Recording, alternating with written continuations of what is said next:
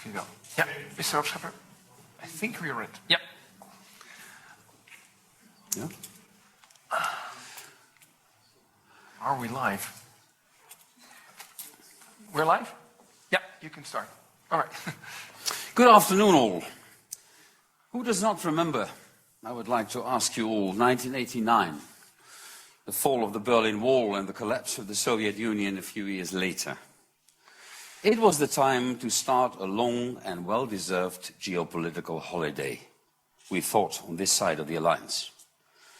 The liberal international order had come out victorious, history had ended, so why not relax?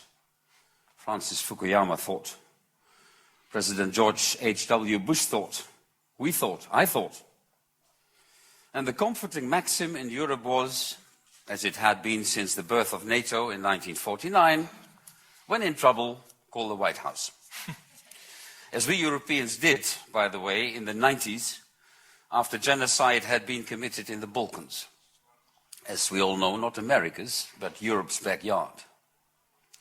Fast forward now 30 years.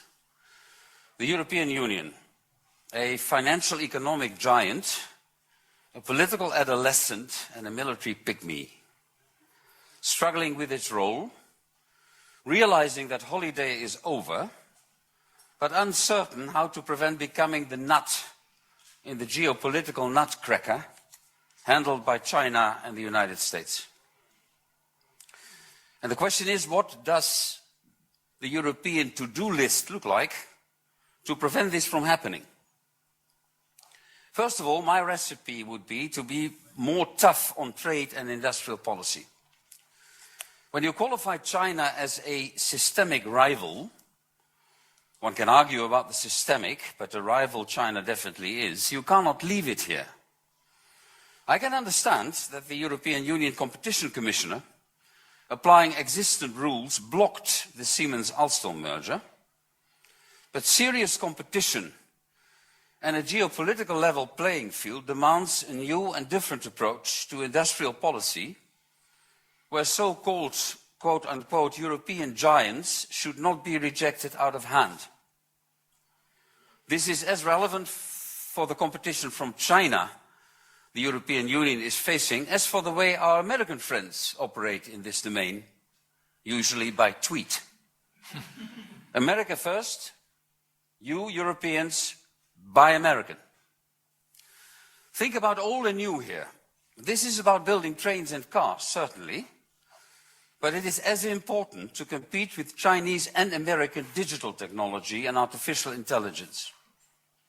Controlling and coming up to speed with what has been dubbed the weaponization of data, both in the civilian and in the military domain, will be crucial.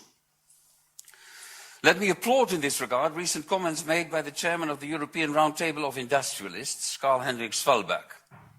I have two reasons for doing this. First of all, because of his recent plea in the Financial Times to invest more in European jobs and innovation. Secondly, because the debate about Europe's geopolitical role and weight will profit from active participation of the corporate sector. I spoke about being tough on trade. The European Union could do with some more self-confidence and self-esteem here. A market of 500 million plus, still including the United Kingdom, which has not yet finished its voluntary political suicide, a market of 500 million plus is as much in a position to tell China to abide by the rules as are the United States of America. On one condition, though, that we Europeans do not fall into the bilateral trap the Chinese and to a certain extent also the Americans under Trump are setting up for us. Why do I say this? I say this because both the Chinese and the American presidents much prefer to do business with individual nations and not with the institution European Union. And that spells danger, as we have recently seen in Italy when that country bilaterally dealt with China on the so-called Belt and Road Initiative. And we see it with President Trump, bullying Germany on a regular basis and threatening its vibrant and competitive automotive industry and export. For this reason, it is essential that the European Union develops a long-term and integrated China strategy, which is at the moment non-existing. Long-term, because China thinks in decades, not in years. Integrated, because China thinks and acts completely integrated in all its policy domains. Take BRI as an example. It is impossible to distinguish where politics end and economy begins and vice versa. And a third element worth mentioning when you develop a China strategy is China's centralism. A party which is more powerful than the state, no distinction between public and private, between state and private companies. Post-totalitarian surveillance, no individual freedoms. Ask the Uyghurs, the Turkic Muslim people in Xinjiang province. I realize that developing a comprehensive China strategy will be far from easy, but will force us to look at Europe's position in the world and the choices facing us through a more geopolitical lens. Quite a challenge for us Europeans, because we will be sailing uncharted waters, given Europe's angst for geopolitics. But remember the nutcracker. There's another leader ready to use it, and he sits in the Oval Office. President Trump is, in my view, more a symptom of the Indo-Pacific trend in United States foreign policy than a clean break with the past. But that is slightly beyond the scope of my short talk today.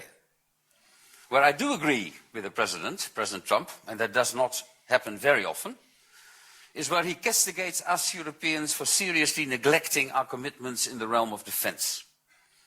The economic giant is still a military dwarf who thinks he can ring the White House doorbell whenever in trouble. And here, ladies and gentlemen, the European Union should start to take itself seriously. Yes, in a scenario which could lead to invoking Article 5 of the NATO Treaty, and you know it, an attack against one is an attack against all, I'm confident that the United States would act. But I can think of a few scenarios where the United States would rightly say, over to you guys. In other words, a European Union claiming a role amongst the big ones, which is what we should do, should be able to project hard military power when the situation so demands. And I add, in these Trumpian times, the European Union cannot afford to be tough on trade while being soft on defense, for the simple reason that the United States President links the two.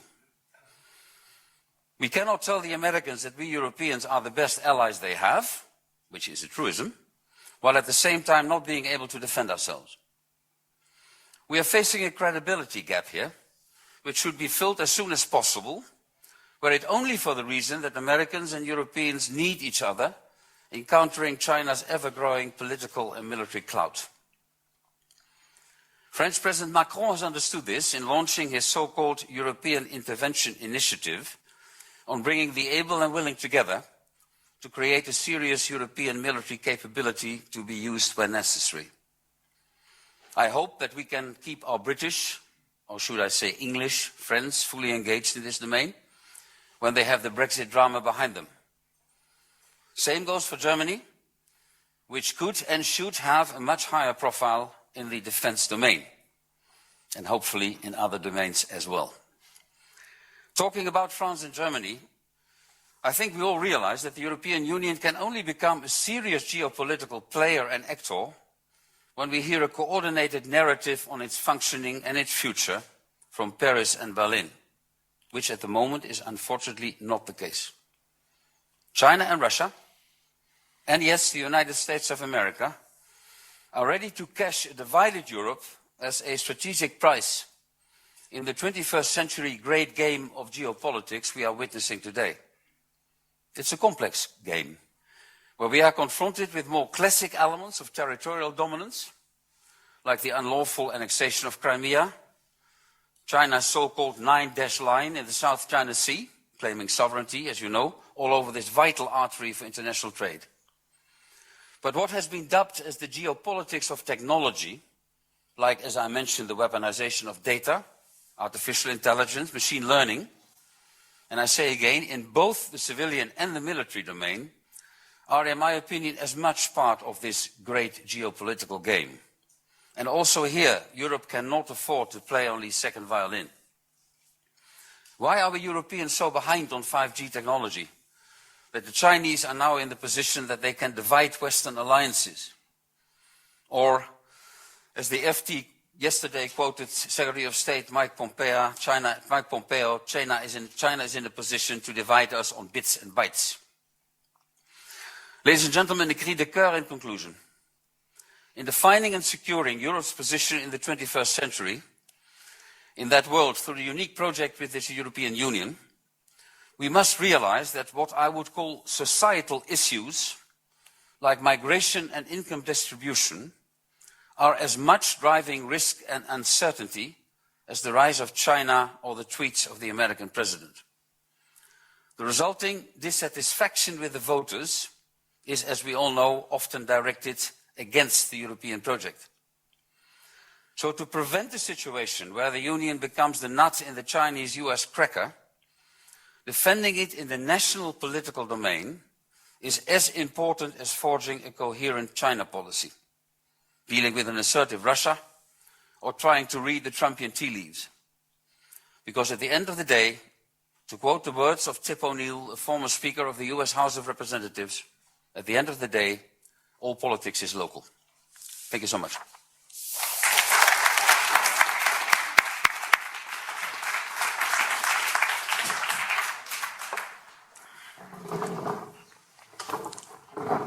Thank you very much, Mr. de Hoop Scheffer, for those excellent introductory words. My name is Rem Korteweg. I work at the Klingendahl Institute, and it's an honor to moderate this session with 4 excellent speakers. Now, the title of our session is How to Reinforce Europe's Global Competitiveness in an Uncertain and Changing World, and I think it's a credit to the organizers and a testament to the changing nature that Europe finds itself in, that they've invited a former NATO Secretary General to kick off this discussion.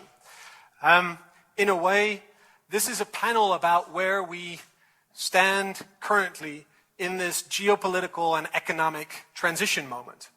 And it's a great pleasure to introduce 4 speakers that will shed their light on this particular European condition. In a way, before I get to those 4 speakers and give them the word, in a way I'd like to paraphrase what you're describing, Mr. de Hoop Scheffer, as the big squeeze. The big squeeze that Europe finds itself in geopolitically, on trade issues, economically, but also perhaps politically, as we see the rise of populism and Euroscepticism in European countries, forcing centrist politicians to make very difficult choices. And what I hope we are able to do in the next hour or so is to take an outside-in approach. First, look at what are the external challenges Europe faces, continuing the discussion that you started, Mr. de Hoop Scheffer, and then zooming in also on how European politics are changing and whether we can address the challenges that you so rightly lay out. So after your keynote, and I think we listened very attentively, I would now like to ask our 3 other panelists to give their short introductory responses. And first of all, I'd like to mention who our 3 speakers are.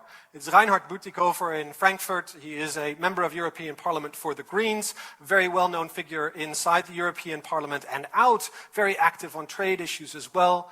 Then I'd like to invite Ms. Michaela Markussen, the chief economist at Société Générale in Paris, to offer her perspective. And then finally, Professor Simon Hicks, professor of political science at the LSE. And so without further ado, I'd like to ask Mr. Bütikofer, continuing Mr. de Hoop Scheffer's analogy that Europe is the nut inside the Chinese-American nutcracker. How does it feel being in the nutcracker? Well, thank you, first of all, for having me. I must confess that I'm afraid I will be more optimistic than I might be expected to be. But I really believe that the European Union has already started to move beyond just waiting to be cracked. And I would argue that if you look at different policies that we have been pursuing vis-à-vis China, notably the anti-dumping measures that we put in place, the measures to screen sensitive foreign direct investment, the connectivity strategy, or look at the latest EU-China summit, where the European leaders managed to strike a new tone. I think Europe has begun to understand that it has to get its act together and to get moving. And it has already begun moving. I would say then that Europe is better in that regard than its public image is. However, there are, of course, these external challenges, and these external challenges are exacerbated by internal divisions. Mr. de Hoop-Scheffer spoke about Italy signing an MOU with China over the Belt and Road. Well, Italy did sign that MOU, but on the other hand, Germany and France did the real deals with the Chinese. And I think it's, as often is the case, if you point your finger at somebody, three fingers are pointing back at you. So I think it is up to us to understand that all the nations have to start, and particularly the strong nations in Europe, namely Germany and France in the first rank, have to start acting as European powers and not just as representatives of a narrowly defined national economic interest. And that also applies vis-à-vis the US. I recall that last year, Mrs. Merkel went to the White House trying to convince President Trump to lower the tensions on trade. She came back empty-handed.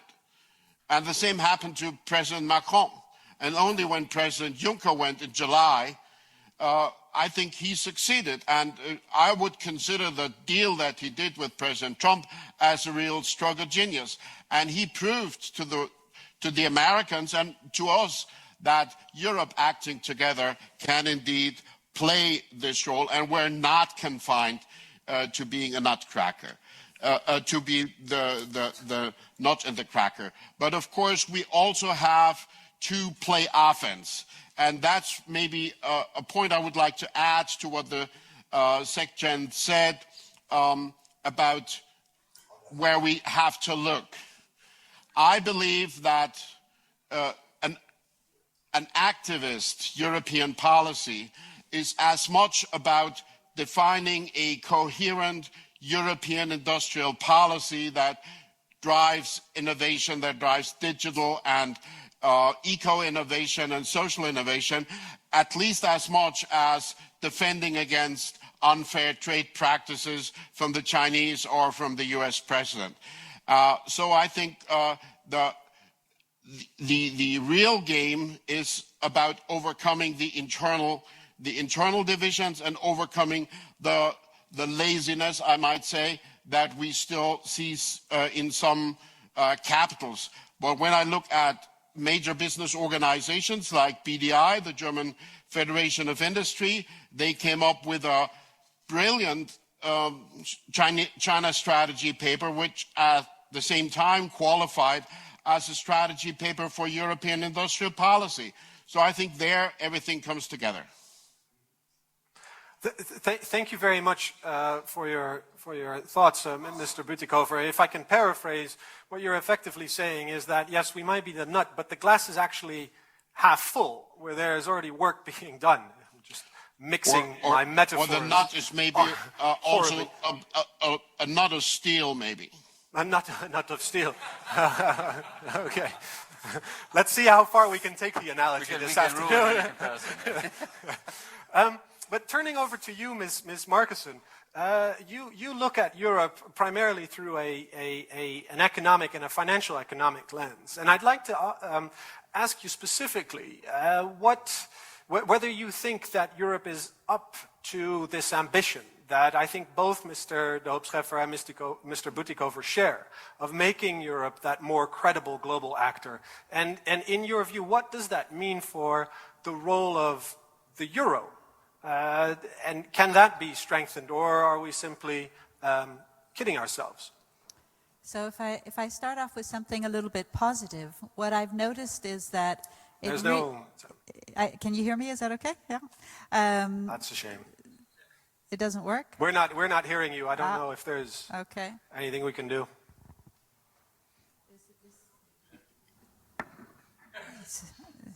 Yes. So it's still not working? Yes.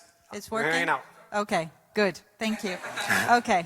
So basically, I think if we start off with something a little bit positive, it's interesting to notice that it was really only when the US went in on the Iranian deal that Europe woke up and realized how powerful a tool the US dollar is.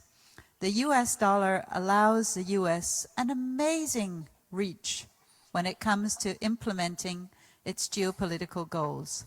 And it was at that time that Europe woke up and for the first time stated an ambition to create an international role for the euro. So I would say that was actually quite positive. On the other hand, I also feel it's a little bit of a shame that we have to wait for something like that to happen for us to wake up in Europe. So it's sort of on the one hand good news, on the other hand it's bad news. But you start off by saying that my vantage point is economics, and that's very true.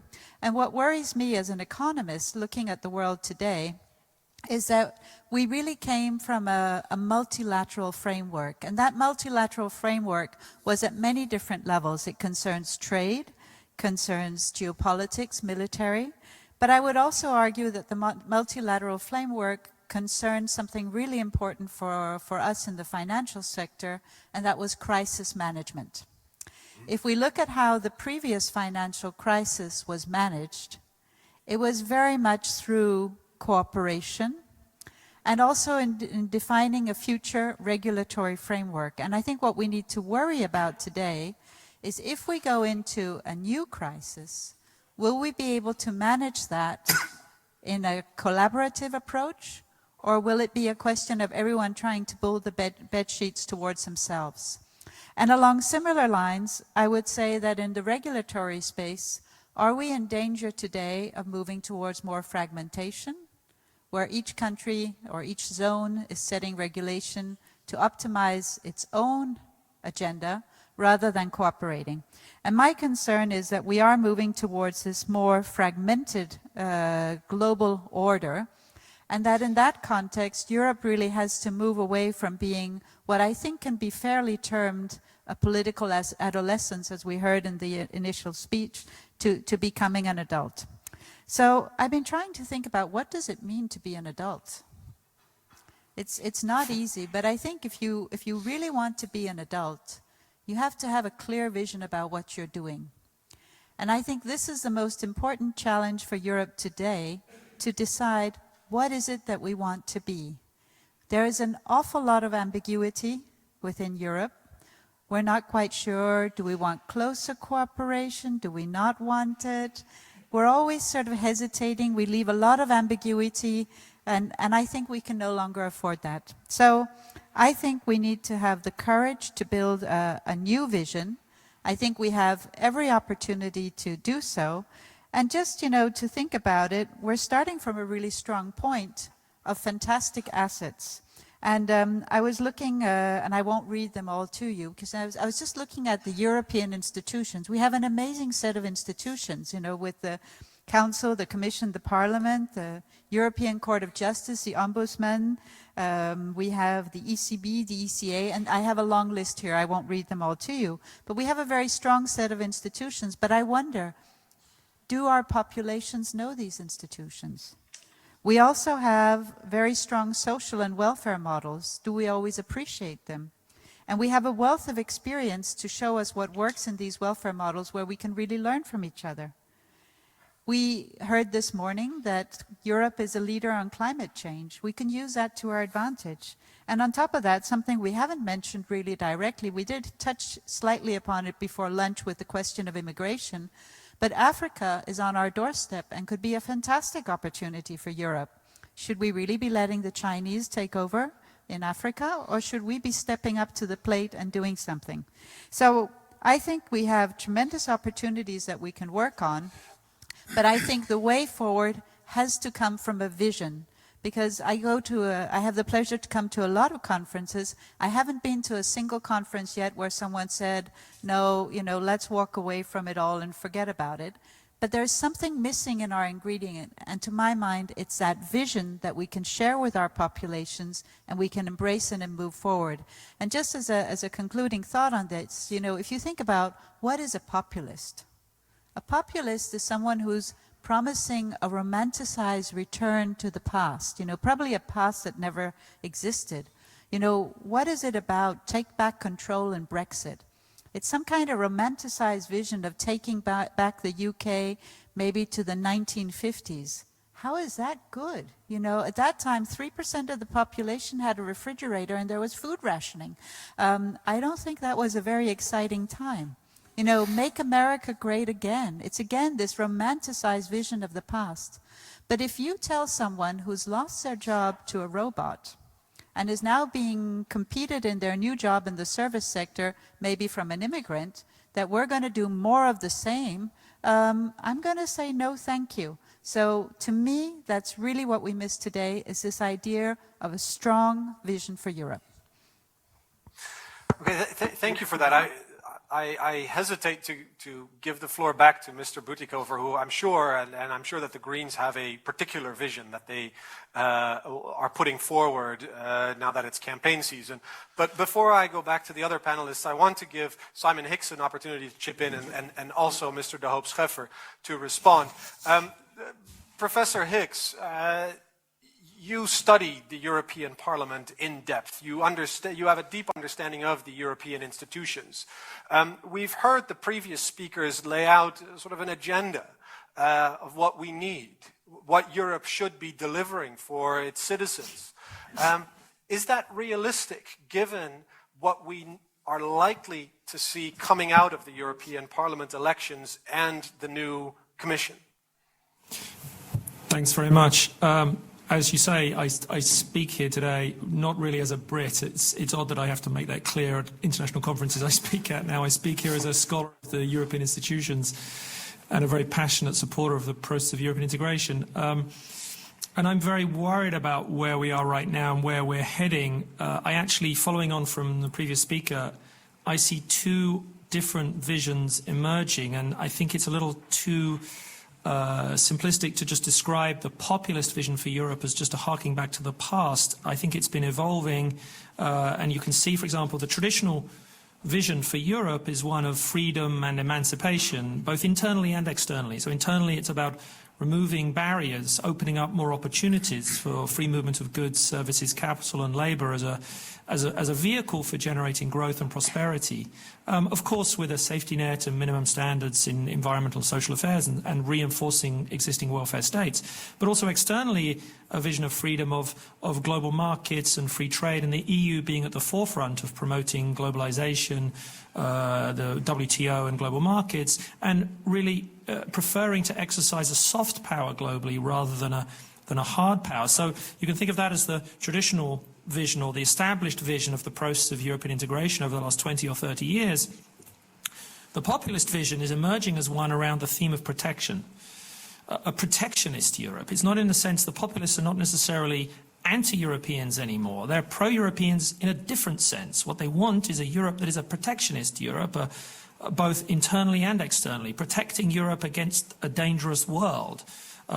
Closing Europe's borders to immigration, protectionist international trade policies, trying to exercise a hard power, potentially, particularly in our part of the world, but also protection internally, and here bringing back powers to nation states to protect themselves against the process of European integration internally, potentially unraveling what we've already built in the area in the Eurozone, and also unraveling what's been built around Schengen. So, in a sense, we're almost at the cusp of this point, and what I see coming in the European elections is really a battle between these two alternative visions of where Europe is heading. And if we read and look across at the current opinion polls, you can see a big shift, I think, in representation in the European Parliament for this more protectionist vision of Europe, more populist vision of Europe from the radical left and the populist right.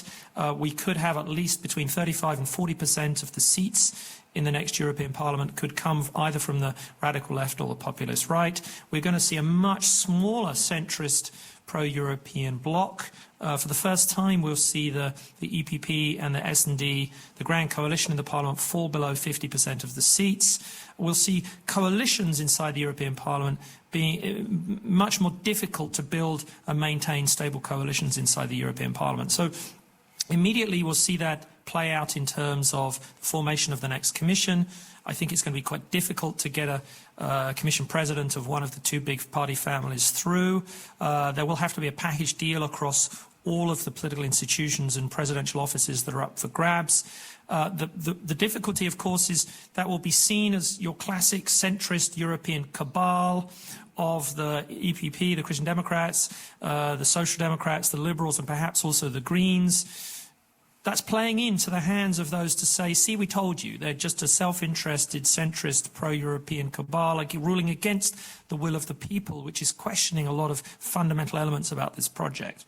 And then moving forward to think about the policy agenda of the EU going forward, I think we will see politicians and parties from some of these movements taking on some significant roles. They will be significantly represented in the European Council, with Polish Law and Justice, with Orban, who I expect to leave the EPP, of course with Lega and Five Star Movement in Italy. You can see representation at the highest level in the European Council, in the Council of Ministers, a big bloc in the European Parliament, perhaps getting some key committee positions and rapporteurships in the European Parliament. It's going to be a very new world in which to think about how to try and shape policy going forward in the EU. Thank you for that. That's a somewhat sobering assessment. I'd now like to give Professor de Hoop-Scheffer the opportunity to pick up on some of the points that you've heard raised in response to your keynote address, and perhaps push you a little bit and ask what would be sort of the key 2-3 things that the new Commission should really take on board, despite some of the difficulties that Professor Hicks mentioned. I mean, let's assume that there will be a next Commission. What should be the 2-3 priorities that they should really sink their teeth into? I think in answering your question, I would not start with the Commission first of all, because I think the burden of responsibility now really is and should be with the heads of states and government. They have decided already a number of years ago, we are the crisis mechanism, we are the ones who are calling the shots, and this is not a plea against the Commission at all. They have to take Europe in their own hands, and as Professor Hicks was rightly saying, that will become more difficult. Why is it becoming more difficult? The European political middle ground has itself to blame, because you see in many countries, including this country, the Netherlands, the traditional parties who all stem from a pro-European tradition have thought, well, if we put a few populist feathers in our cap or on our cap, we might attract more voters. And they have not been honest to their roots, not been honest with themselves. So, I mean, the European political middle, and I define that middle quite widely, has itself to blame. So I do think, and there is a declaration from Sibiu in Romania, which is fine, which is nice, but these are up till now words. And when I say the European Council, as I said in my brief introduction, I really think that France and Germany, President Macron and Chancellor Merkel, and who knows, a new Chancellor, if that's Madame Kramp-Karrenbauer or any other, it is up to the Germans, up to the CDU-CSU to decide, that they get their act together. Because you can speak about Hanseatic coalitions here in the Netherlands, you can try to form different alliances. When there is a different narrative from Berlin and from Paris, it will not work. It will not work internally, as Professor Hicks was analyzing the top jobs. It also will not work externally. And a European Union which I want, and which I want to survive geopolitically, vis-à-vis the Chinese and the United States of America and an assertive Russia. I noted, by the way, in preparing this little talk, that I could not have imagined, I think 6 or 7 years ago, that it would be an introduction of almost equidistance between China and the United States. All right, we still have NATO, we still have solidarity, we still have Article 5, but I could not have imagined myself giving such an introduction in before Trumpian times, and let's hope that Trumpian times are ending earlier than one might expect, but I'm not so certain. So my answering your question, Rem Korteweg, is the narrative in Berlin and the narrative in Paris. Macron, and then I ended not for nothing with Tip O'Neill and all politics is local. Macron had wide-ranging ideas, but he also had the Gilets jaunes, his yellow vest, which all politics is local, which limits the ability. He can put the European Union en marche, to use his expression. And I must say, as I said politely in my speech, I see a certain, how shall I phrase this, a certain paralysis in Berlin, in Germany, I don't like, because I think that Germany should and must be at the forefront, not only in the realm of defense, but in the realm of ideas about the future of the European Union. But again, I end where I started. Nothing much will happen, be it internally or externally, if we do not hear the same narrative from Paris and from Berlin. And by coincidence, we have a German and a French participant. So we're going to continue this unpacking the Franco-German motor, if you will. Mr. Bütikofer, you are a member of the European Parliament, but you also carry a German passport.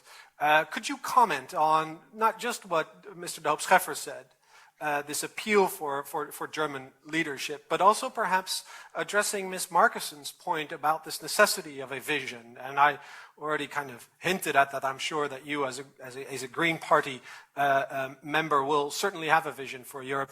And also, if I can pile on, Mr. Hicks's analysis that it's going to get more difficult in the European Parliament. So I think we should listen to you for a minute and get your insights on where things stand with respect to Germany, but also with respect to the European Parliament. Please. Thank you. Campaigning as I am at the moment, I do not allow myself the luxury of pessimism. And even if I was a pessimist of reason, I would still insist on being an optimist of will. And I am a bit disappointed by what Professor Hicks said, painting in the darkest of colors what's coming up. There will be a major change, a monumental change in the European Parliament, that's for sure. But I would not describe that as a dissolution of the center, rather as a reconfiguration of the center. The two former mainstay parties, EPP and SD, will get weaker, but Liberals and Greens will get stronger. And I am completely convinced that we do own the capabilities and the insights that will allow us to chart a course forward.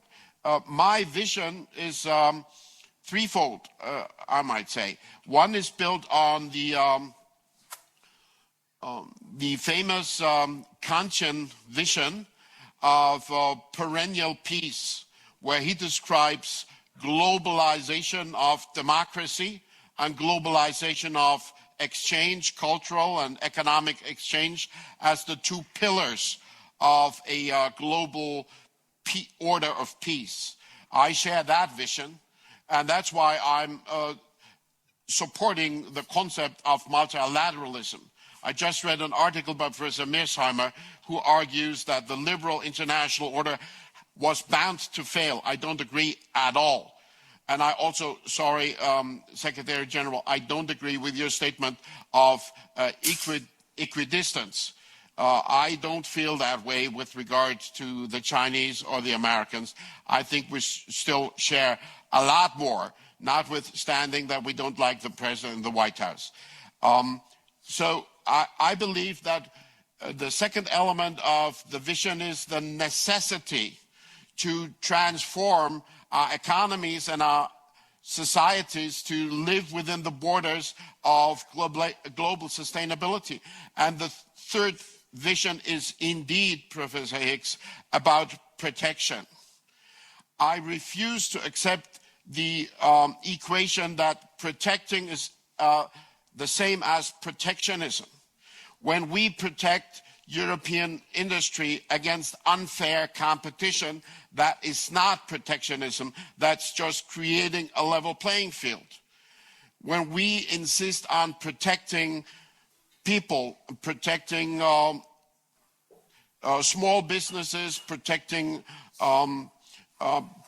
people that are jobless, unemployed, against an unfair development of globalization, I don't think that this is something that we should reject as a negative notion. I agree with President Macron when he says that, yes, Europe should be a factor of protection. And I do think that the nationalists and the authoritarians that you spoke about are trying to shape their concepts of protecting in the framework of nationalism. And that's a major difference to them. We think that there's only a way to establish European sovereignty on the big issues. And we cannot dream of recreating national sovereignties on issues like climate change or international peace. So they try to transform the EU and to make it into a club of nationalists. But that's their weakness also, because they are not understanding the lesson that Paul-Henri Spaak told us many years ago when he said there are only two kinds of countries in Europe, the small countries and the countries that do not yet know they're small. Now we're learning all of us are small, but together we're really capable to be very powerful, and we see that in the trade sector, and we can also do that in other sectors. I do believe that we can also grow up with regards to security. So protecting is an element of the vision. It's not the only part, but it should be integrated.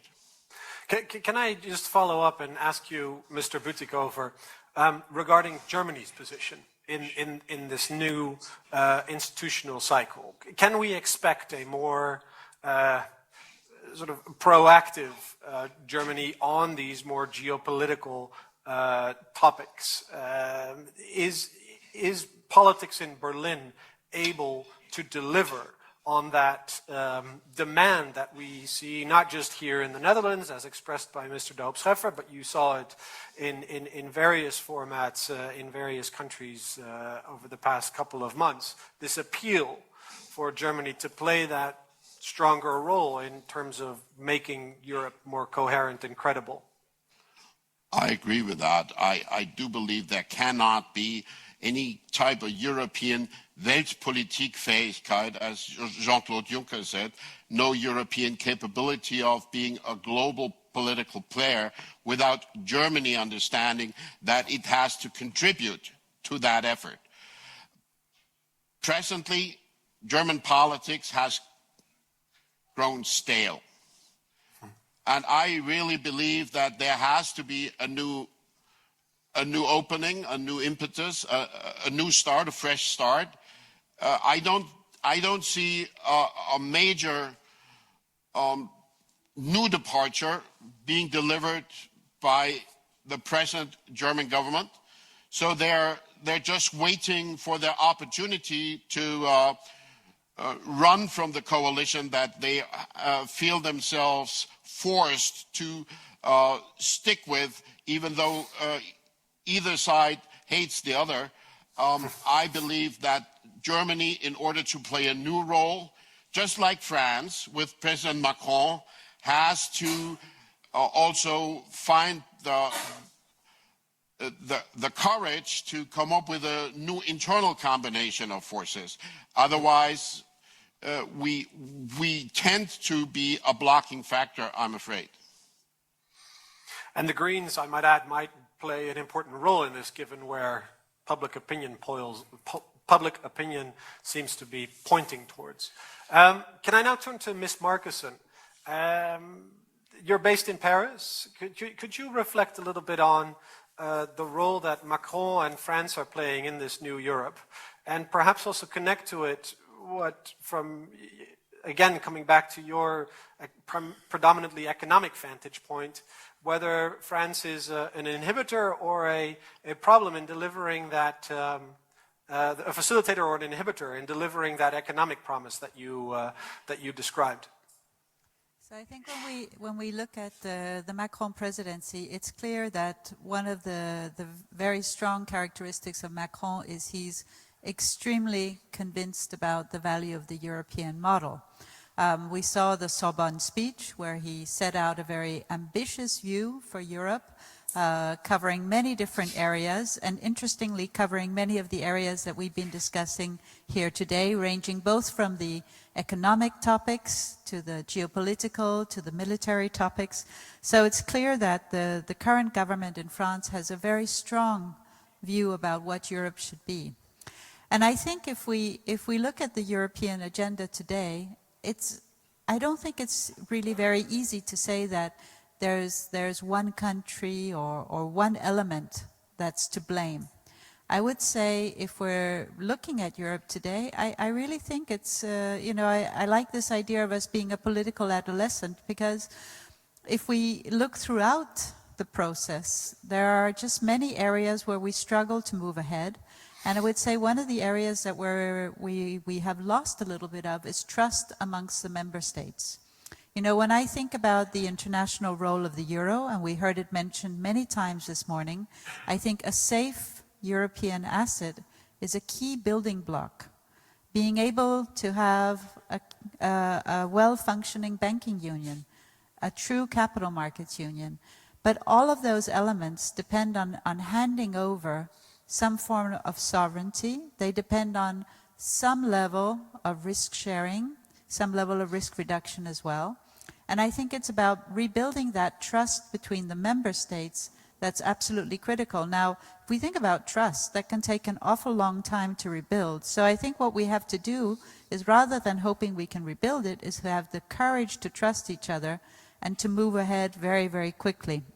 My concern as an economist is that over the coming years we will face another economic downturn, and I don't think we should expect the US nor China to be in the mood to address this in a multilateral framework, and as such it really will be up to Europe to have the strength. So from the perspective of France today, and France is my adopted country, as anyone in this room who's heard me speak French will know very clearly. You can see my name is quite Nordic in its nature, but I strongly believe in the European model. I strongly believe in what Europe can deliver. I think that there is a shared view in Europe that we need a stronger Europe, and I think what we need to do is be able to compromise and build up. What I would say, though, is I disagree a little bit on the idea that it's only about Paris and Berlin. I think it was true at a time that Paris and Berlin reflected the different views in Europe quite well. I'm not 100% convinced that this is the case today, and I would think that including Rome is very important as well, but also giving consideration to the other European capitals in building this vision. So those would be my thoughts. Yeah, just in support of Mr. de Hoop-Scheffer's comments, I think what he meant is that the Franco-German tandem is necessary but not sufficient. But correct me if I'm wrong. Well, I think it's a precondition. We need, and I mentioned the Hanseatic coalition. I mean, the Dutch government, for those who don't realize, is also operating within the Hanseatic format, which is a format with a few Nordic countries and Baltic countries. Fine. I mean, you can build any coalition you want.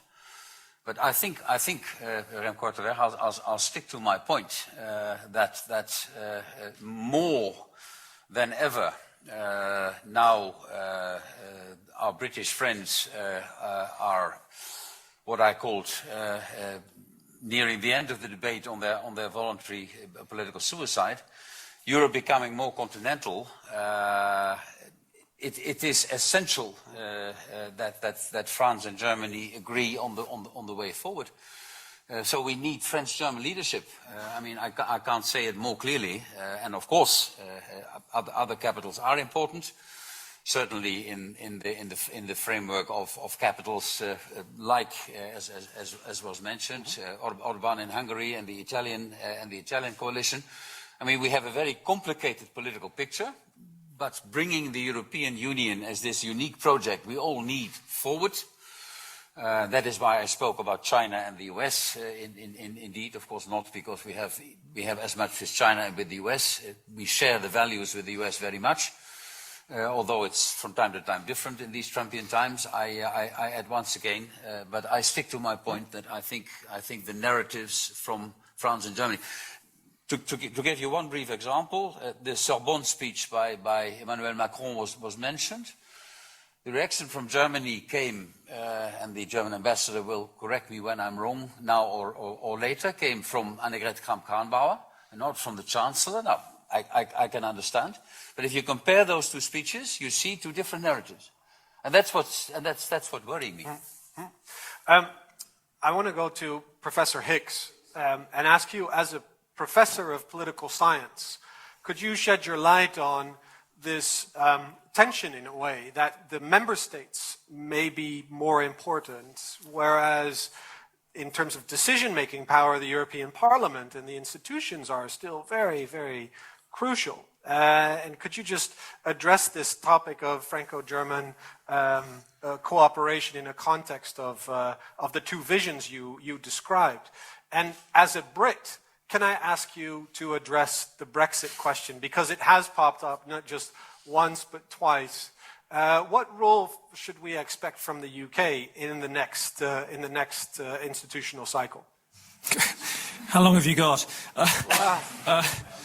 Let me first say, on the first point there, my understanding of the history of European integration is, at key points in the process, there's a new package deal that gets put together. If we go back to the 50s and 60s, you can think about the package that allowed the creation of the common market.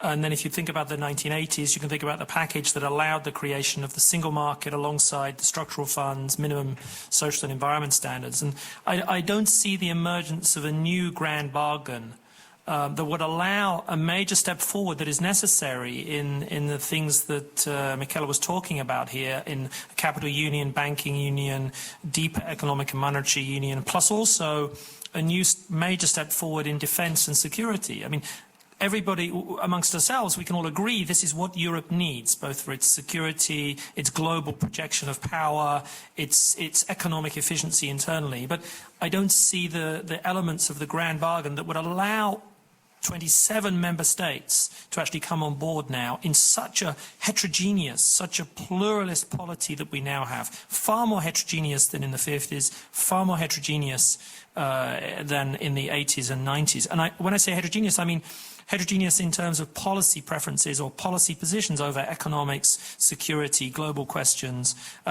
This is the concern that I have.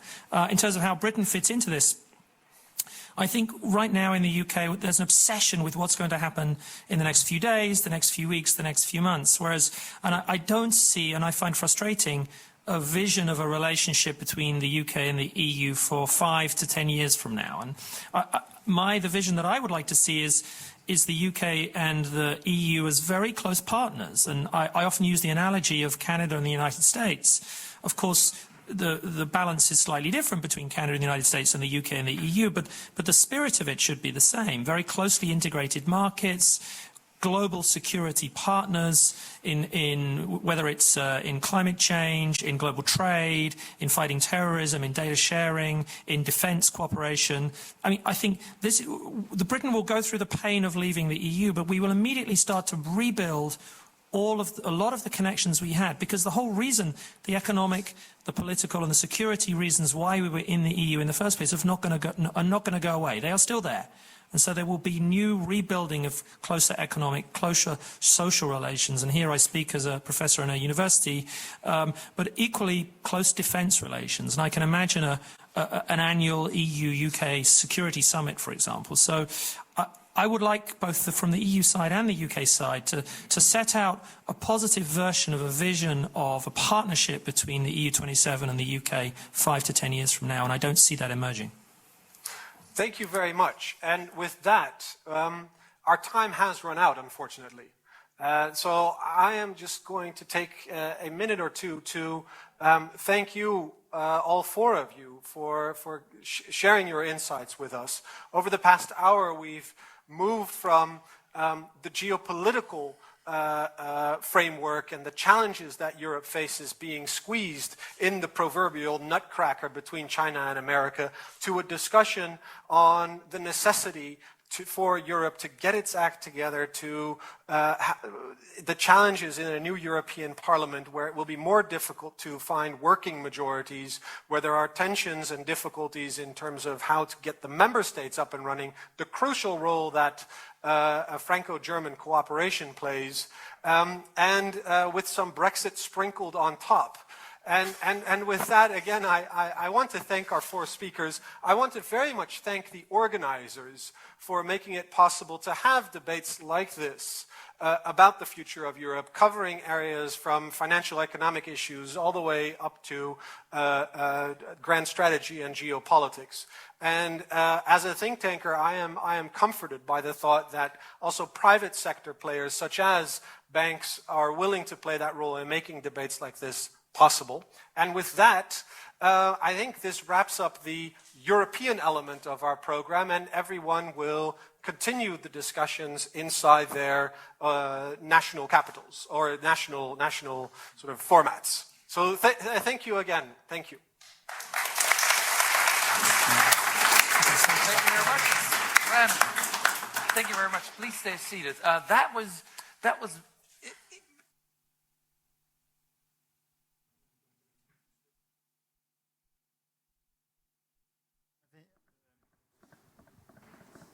Oui, je sais pas trop. Vous m'entendez? Oui. On avait prévu. Alors, on est une salle un peu éparse en fin de vendredi, comme ça. Ça sent le week-end. C'est le pont, c'est le week-end. On avait prévu, en espérant avoir encore pas mal de panélistes à ce moment-là, un échange à ce moment-ci de la journée. Je sais pas si quelqu'un a un sujet à lancer, mais sinon on peut aussi clôturer la session. C'est comme vous voulez. Est-ce que quelqu'un souhaite... Alors déjà, est-ce qu'il y avait des questions pour Michala, le cas échéant, sur ce qui vient d'être dit? Non? Tout le monde sature. Non, mais moi, je vais surtout conclure la session. Je voudrais remercier les techniciens parce que c'était super réalisé. C'était génial. Tout était génial. Je sais pas trop parce que comme j'y comprends rien, je suis incapable de savoir si c'est dû à vous, à eux, là-bas, etc. Mais je suis sûr qu'il y a beaucoup de choses qui sont dues à vous. Donc vraiment merci beaucoup. C'était super réalisé et c'était très très bien. Et puis je remercie, comme je l'ai dit déjà ce matin, tous ceux qui ont préparé cet événement. Merci à tous. Bon week-end et à bientôt. Au revoir.